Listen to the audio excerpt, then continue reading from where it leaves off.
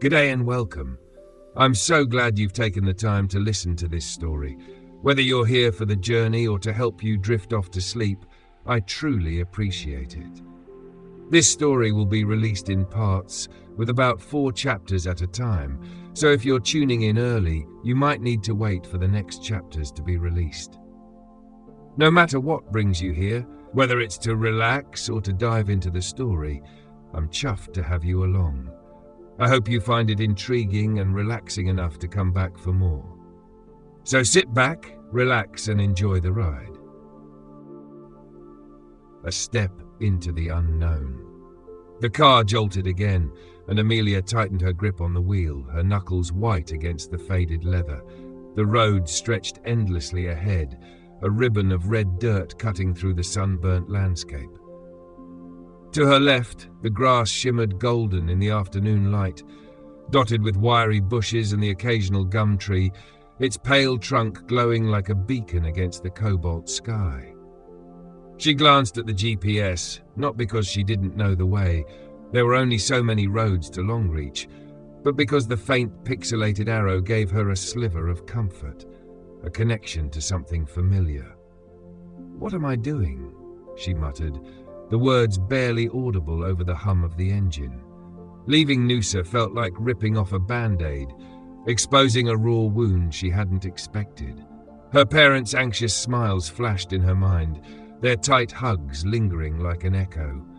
She hadn't dared to look back when she pulled away from the driveway, fearing she might lose her resolve. The horizon wavered in the heat, as though the land itself were alive and breathing. She'd always pictured the outback as flat and barren, but here the earth rolled gently, and the light painted everything in shades of ochre, gold, and blue. It was beautiful in its own way. Beautiful, she repeated aloud, as if saying it might help her believe she belonged here. By the time Amelia reached the outskirts of Longreach, the sun hung low, casting long shadows over the modest town. She slowed the car, taking in her new home, neat rows of weathered houses with corrugated iron roofs, a main street lined with shops whose faded signs told stories of years gone by, and people who waved as if they'd known her all their lives. Her stomach twisted. Was she supposed to wave back? Too late. She was past them now. "Great first impression," she muttered, sinking lower in her seat. When she pulled up outside her new home, she hesitated before stepping out. The house was a classic Queenslander, its wide veranda wrapped in shade and adorned with hanging pots brimming with vibrant flowers. It looked inviting, but in a way that only made her feel more like an outsider. Margaret appeared before Amelia could knock, her laughter ringing out as she bounded down the steps. "You must be Amelia. Oh, love, you're as green as they come. Don't worry, we'll toughen you up in no time." Amelia tried to smile, mumbling something about the drive, but as Margaret swept her inside, chatting about everything from the best local coffee to the town's annual races, Amelia's thoughts wandered. Would she ever feel as at ease here as Margaret seemed to? The next morning, Amelia stood in front of the school gates, her heart hammering against her ribs. The building was smaller than she expected, a single-story structure surrounded by sprawling yards and a rusty flagpole swaying slightly in the breeze. A group of children darted past, their laughter filling the air, while a magpie warbled from a nearby tree. "This is it," she whispered, clutching her bag like a lifeline. Inside, the staff were warm and welcoming, though Amelia couldn't shake the feeling of being under a microscope. They introduced her to her classroom, a cheerful but slightly chaotic space with mismatched desks and faded posters of Australian landmarks. Her first class was a whirlwind. The students were lively, testing her patience and boundaries, though their curiosity about their new teacher softened some of the chaos. One girl, Emily, raised her hand. "Miss, my Uncle Jayden says you're brave to move here. He says city people don't last." Amelia forced a laugh. "Well, let's hope I prove him wrong then." But as the day wore on, her confidence wavered. Could she really handle this? Margaret didn't give her a choice about the cruise. You've got to go, love. Everyone's there. It's the perfect way to meet the community. The Thompson River stretched wide and serene, its surface reflecting the fiery hues of the setting sun.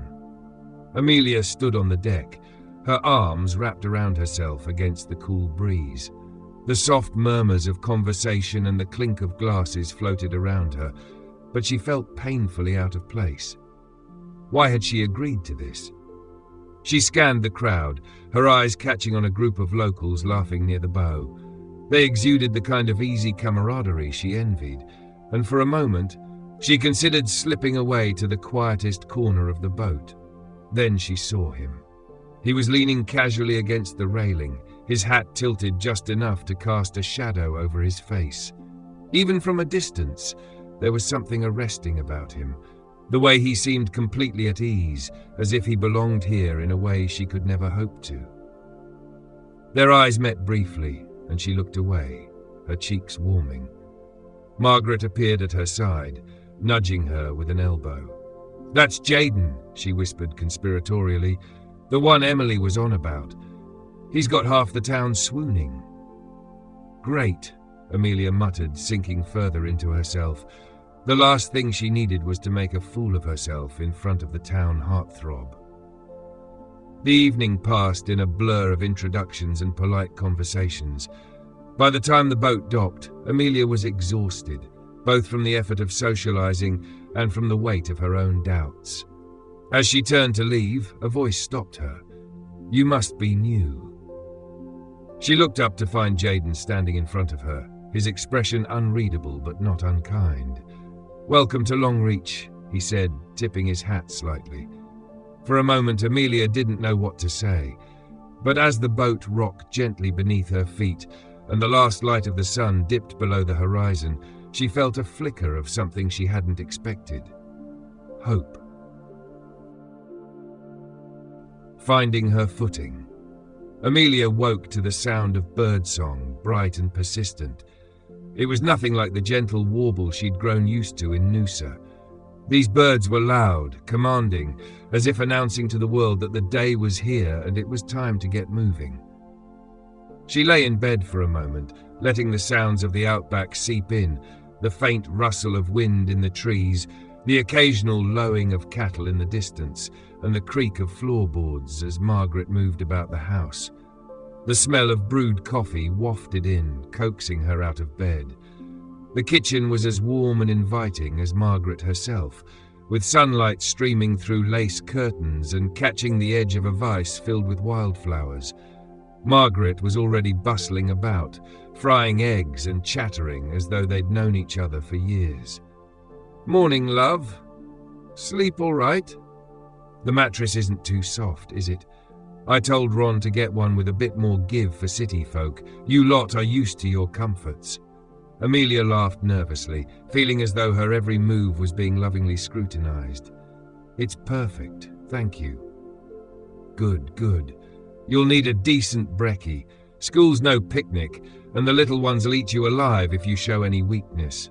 Margaret winked as she placed a steaming plate in front of Amelia.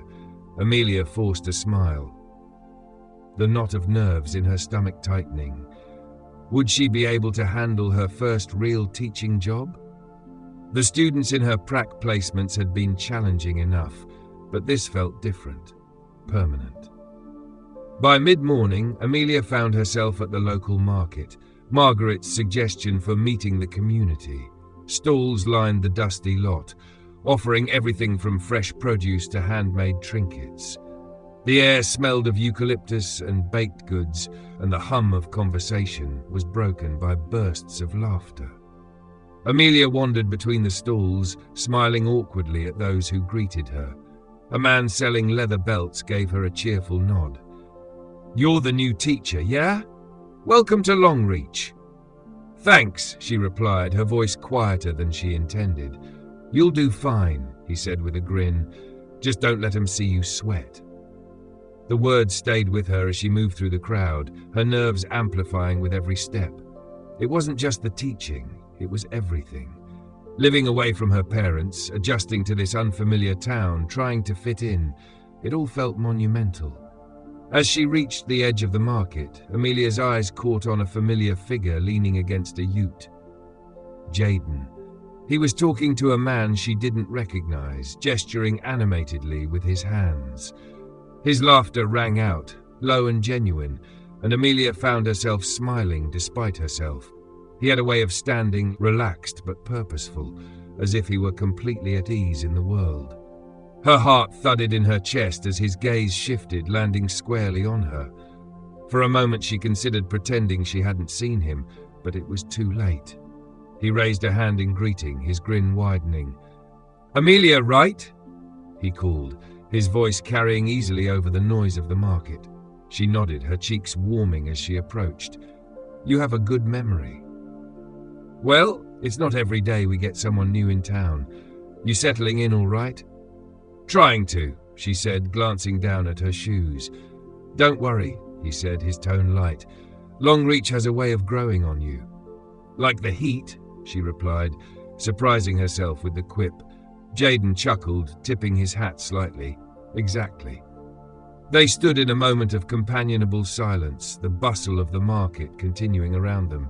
Finally, he nodded toward a nearby stall. "You tried the lamingtons yet? Best in the West, or so Margaret says." Amelia hesitated, but then found herself smiling. "I could use some convincing." Later that day, Amelia sat on the veranda, the sun dipping low on the horizon. The lamington had been, as promised, incredible, though she suspected Jayden's easy company had more to do with her improved mood than the cake. The outback stretched before her, a vast golden expanse under a sky streaked with pink and orange. For the first time since she'd arrived, she felt a flicker of something she couldn't quite name. Maybe it was hope. Maybe it was possibility. Whatever it was, it made her grip her mug a little tighter and breathe a little deeper. Tomorrow would come, and with it, more challenges.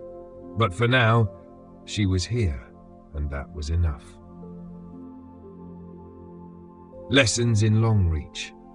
Amelia stood in front of her classroom, the murmur of voices from her students buzzing like cicadas on a summer's day. The room smelled faintly of dust and whiteboard markers, and the air was thick with anticipation, or maybe it was just her nerves. "All right," she said, trying to sound more confident than she felt. "Good morning, everyone."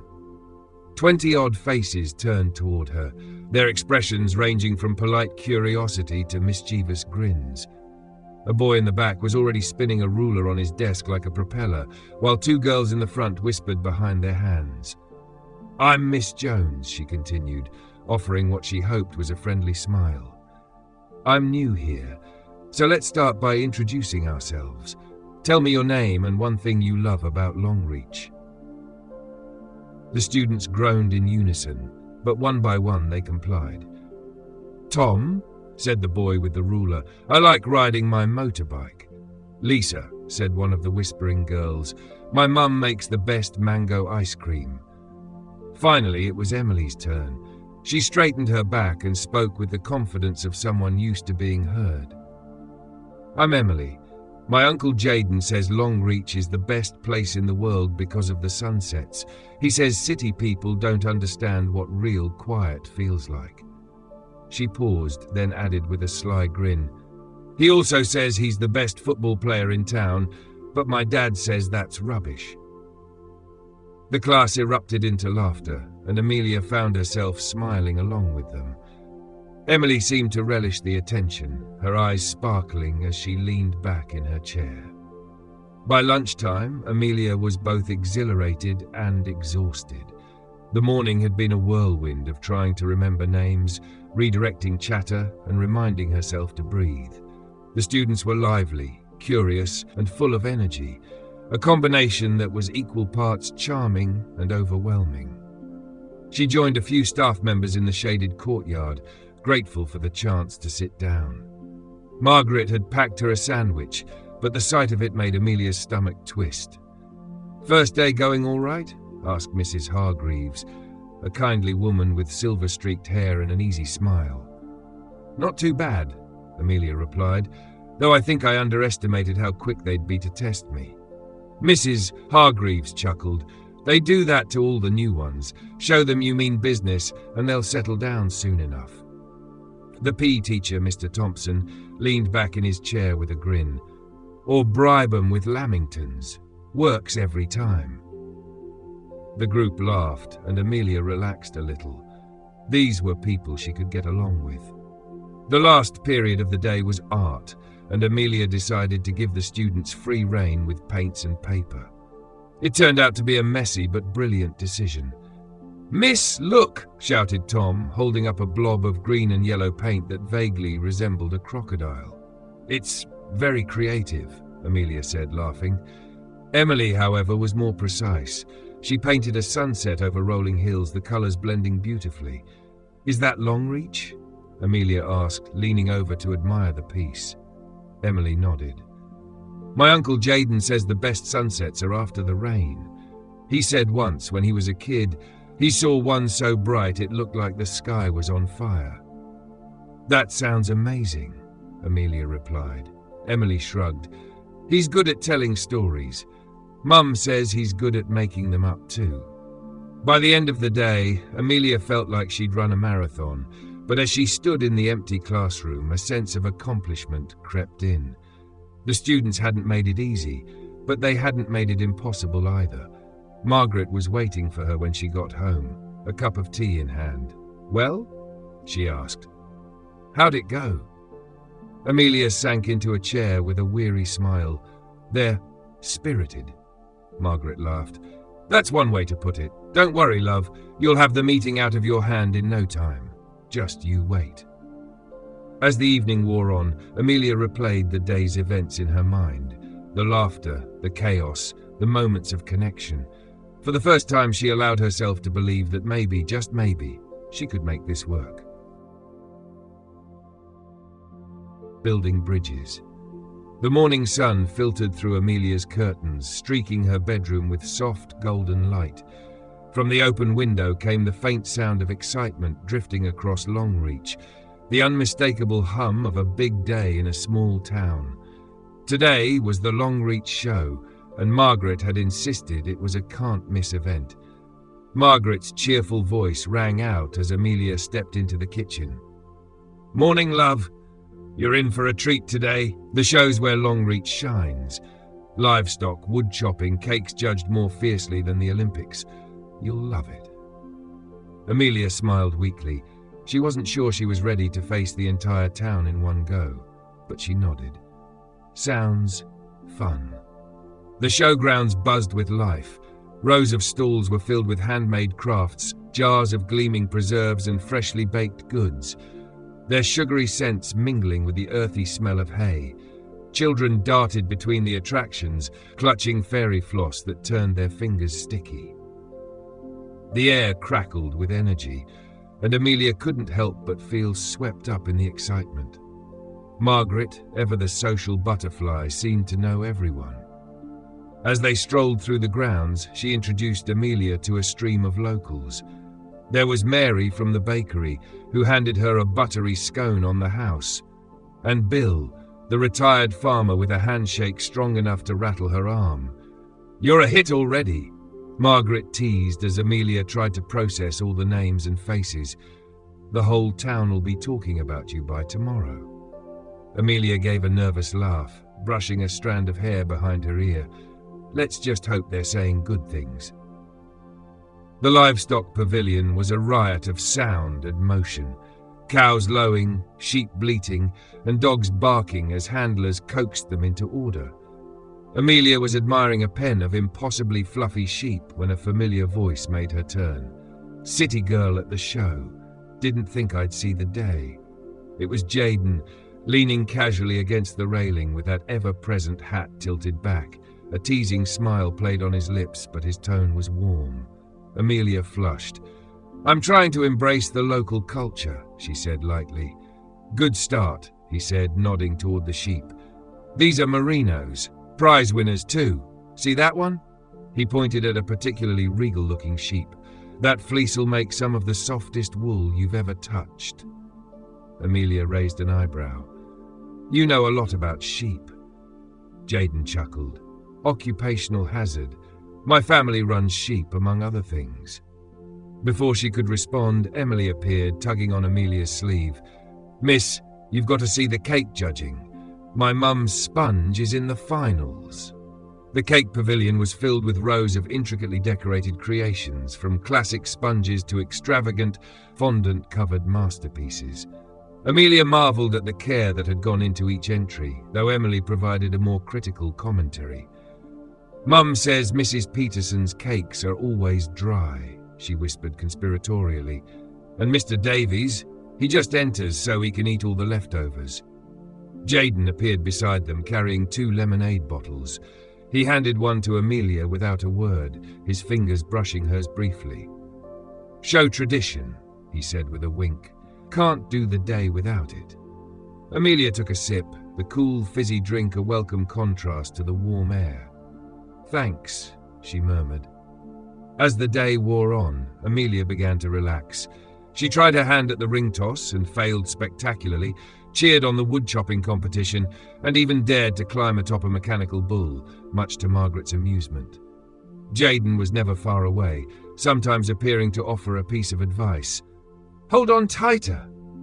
And sometimes just silently watching, his easy presence grounding her. By the time the sun began to set, Amelia was exhausted but happy. The sky turned shades of pink and orange, and the showgrounds took on a magical quality under strings of glowing fairy lights. She found herself standing near the main stage, where a local band was beginning to play. Jayden appeared at her side once more, his hat in hand. "Well?" he asked, his voice low.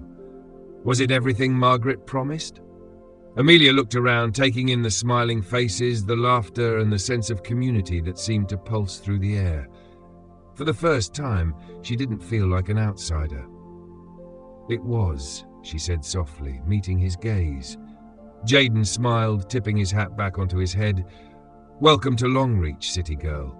And for the first time, Amelia felt she might just belong. Thank you so much for giving your time and attention to this part of the story. It means the world to me. If you enjoyed the journey so far, please take a moment to share your thoughts in the comments. What parts resonated with you? Did anything stand out, make you laugh, or move you? If you have feedback on ways I can improve or ideas for future stories, I'd love to hear them.